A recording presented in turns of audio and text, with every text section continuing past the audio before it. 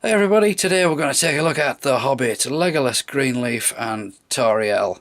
So this is a bit odd, this set, because they're not actually in the first movie, they appear a bit later on, which is a bit strange. Maybe it's just because Orlando Bloom's so popular from the Lord of the Rings, they just thought, let's make the action figure now, get some sales out of it.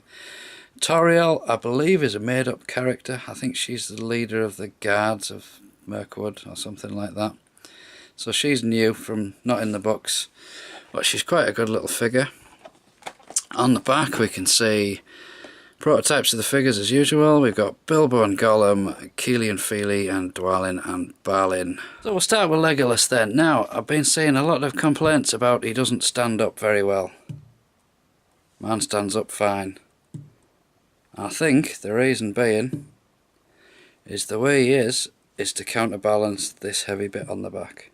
So you can see there, no problem standing him up whatsoever. You can fiddle about with the legs, but I wouldn't bother, because straight out the pack, he stands fine. And this thing's quite tough, so you're not going to be able to move it. Now, he comes with a bow, and again, far too small, but at least we get one.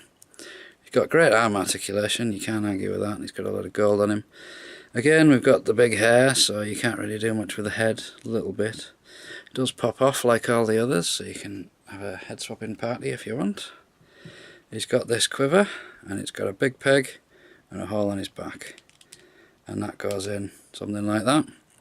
We have these two little swords that come out, and it's great that you can store them. You can put them in his hands, but I'd rather keep them on his back. And then we've got his arrows there, which don't come out. They do on the bigger figure, but not on this one. They just pretend. Lots of detail on him.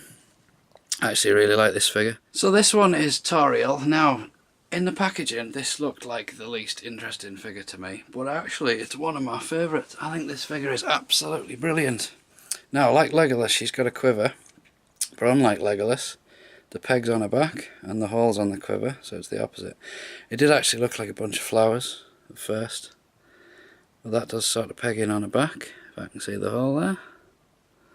I've lost it now, there it is. So you can stick that on there. The head moves about quite a bit, considering how big her hair is as well. That's not bad going. It does stick out a bit with that, which is unfortunate, but never mind. Looks good from the front. Amazing arm articulation, considering how thin these arms are. These are tiny, and she's got exactly the same as all the other big figures have, so that's really good. Yeah, again, the legs are a bit difficult to move. Now, she comes with two little swords, which look great like that. And she also has a bow, which is a little bit nicer than Legolas one.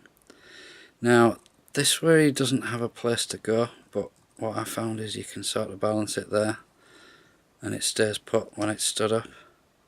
Now this one, I've had no problem standing this up whatsoever until I turned the camera on, and now she does not want to have it. There we go. So we'll just bring back Legolas so you can see the two together. She is a little bit smaller than him, but they do make a very nice set, highly recommended.